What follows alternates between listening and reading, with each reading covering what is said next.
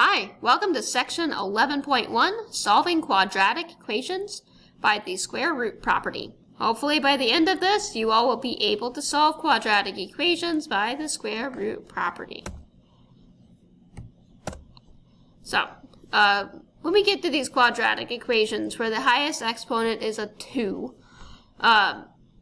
we can solve them a variety of ways. And the first way we're going to talk about is that square root property. And the square root property just says if x squared equals k, then x equals the positive or negative square root of k. So you're going to get two different answers. You're going to get that positive square root and the negative. Because a positive times a positive gives you that starting positive value, or the negative times a negative will also give you a positive starting value. So let's try a few, okay? First one I have in example 1a says x squared equals 16. Well, the opposite of squaring is taking the square root, so we'll take the square root of both sides, but remember to do the positive or negative square root to get both answer choices. So the squaring and the square rooting will undo each other on the x side. On the other side, you can take the positive square root of 16 and get positive 4, or the negative square root of 16 and get negative 4. So you're going to get two different answers. So 4 times 4 is 16. Negative 4 times negative 4 is also 16. So those are your answer choices on that one. Part B, we've got 3x squared minus 8 equals 88. And the first thing I hope that you guys notice is it's not quite set up in that x squared equals a number format yet. So that's going to be my first step, is just getting the x squared by itself. So I will add 8 to both sides, get 3x squared equal to 96, and then I'll divide both sides by 3, and get x squared equal to 32.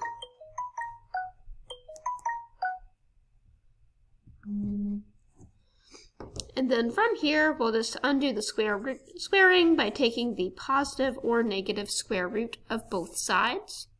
You'll notice that 32 is not a perfect square, which sometimes happens. Okay, so we're going to get plus or minus the square root of 32. And from here, we can simplify the square root a little bit. So 32 is 8 times 4. 8 is 4 times 2, and both 4s are 2 times 2. Square roots, we are looking for pairs of 2. So I can take out two groups of 2. 2 times 2 would be a 4 on the outside, and this 2 that didn't have a partner stays inside our radical. It is still the positive or negative version, so it's the positive or negative version of 4 square root of 2. It's not 4 plus or minus square root of 2, okay? It's just the positive or negative version of this. All right, what if we have more than just x squared inside of the squaring part of it? What do? Well, we're still going to use that square root property, but it'll look a little bit different for us. So the first one I've got is x minus 4 squared equals 3. So this time, keep in mind that it's the entire parenthesis that's getting squared. So I'm not going to add 4 to both sides because it's inside of the parenthesis, it's stuck in there. So I'm going to try to get rid of this exponent because that's on the outside. That's what everything is getting raised to. So I'm going to take the positive or negative square root of both sides. So the squaring and the square rooting will undo each other on the left side. We'll have x minus 4. On the right side, we'll have the positive or negative version of the square root of 3. Then to get x by itself, we need to get rid of that minus 4. The opposite of subtraction is adding. So I'll add 4 to both sides. So x equals, and you can put the 4 at the beginning or at the end. It really doesn't matter. If you put it at the beginning, it's 4 plus or minus the square root of 3.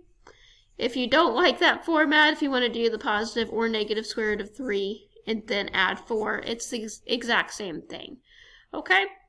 Because addition is commutative, but either one is correct. All right, in part B, I've got 2x minus 5 squared minus 180 equals 0. So I'd like to get the squaring part by itself first. So what I'm going to do is I'm going to add 180 to both sides. So now I've got 2x minus 5 squared, sorry about being messy over there, equals 180.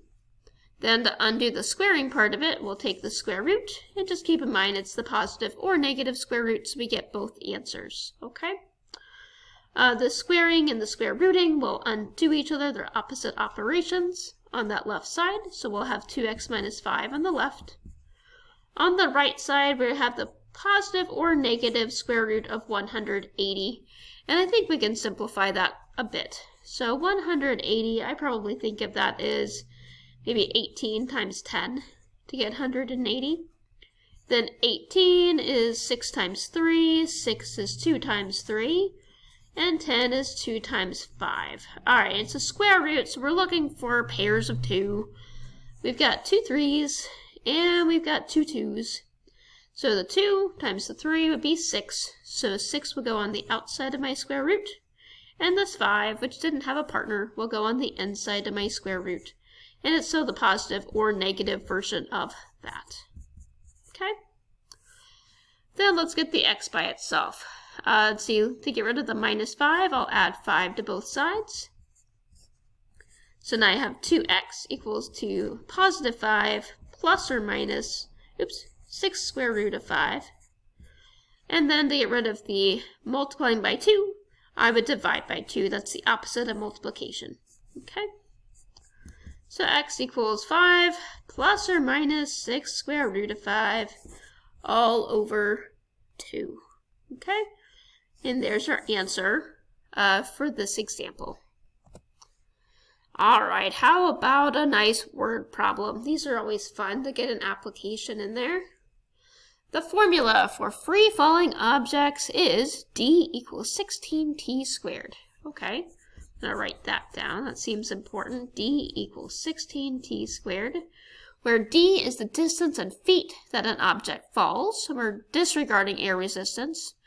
And t is the time in seconds, and we're not depending on the weight of the object.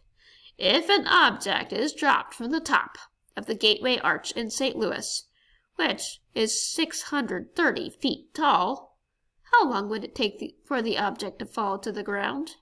Alright, so that's 630 feet they gave me.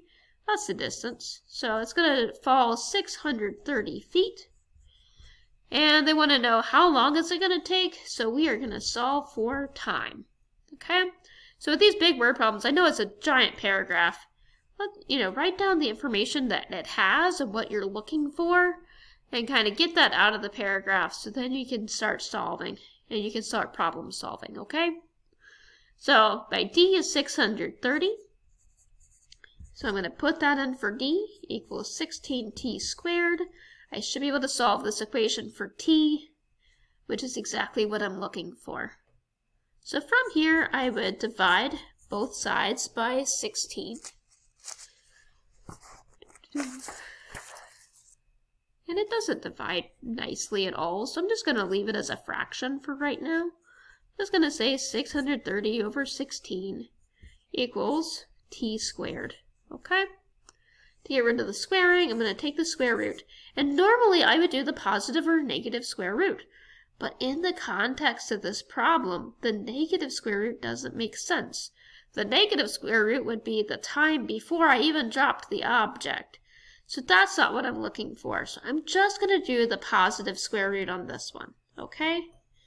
So the squaring and the square rooting undo each other. We just have t on one side. I'm just going to switch sides for myself. And then I'm going to take the square root over here. So I'm going to have the square root of 630. And the square root of 16 is nice and pretty. That's 4. Okay? The 630, if you really want an exact answer, you could simplify that a little bit. Because 630, if you kind of pull out the calculator a little bit, that's 63 times 10. 63 is 9 times 7, and 9 is 3 times 3. 10 is 5 times 2. So we can pull out a pair of 3s if you'd like to. So then we're going to have a 3 on the outside. If you do 7 times 5 times 2, those are the things left. 5 times 2 is 10, times 7 would be 70, all over 4. So there's your exact answer. If you want an approximate answer, you would just type it in the calculator. You would do the square root of 630, and then take that number, and then divide by 4. We get an answer of approximately 6.27 seconds. Okay? So there's a nice approximate answer that gives us about what it is, and that's pretty close. Okay? Now it's your turn. You guys get to try one and show me how much you've learned.